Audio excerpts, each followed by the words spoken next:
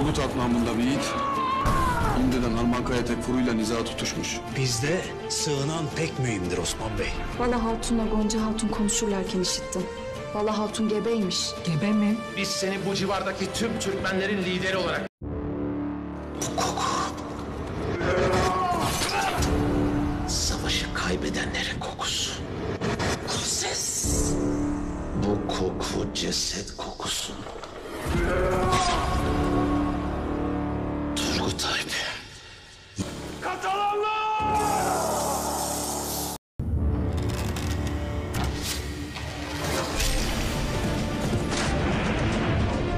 biliriz. Yoksa biz yanlış mı biliriz? अस्सलाम वालेकुम नाजरीन, आपने कोरलोस उस्मान सीज़न 3 का ट्रेलर नंबर 2 खूब इंजॉय किया होगा। इंतज़ार की घड़ियां ख़त्म होने वाली हैं। 6 अक्टूबर 2021 को फर्स्ट एपिसोड रिलीज़ हो जाएगी। इंशाल्लाह हम सब मिलकर देखेंगे। तो प्यारे दोस्तों, जल्दी से हमारे चैनल को सब्सक्राइब तो कर दो यार। आपके लिए इतनी अच्छी वीडियोस लेकर आते हैं। शुक्रिया।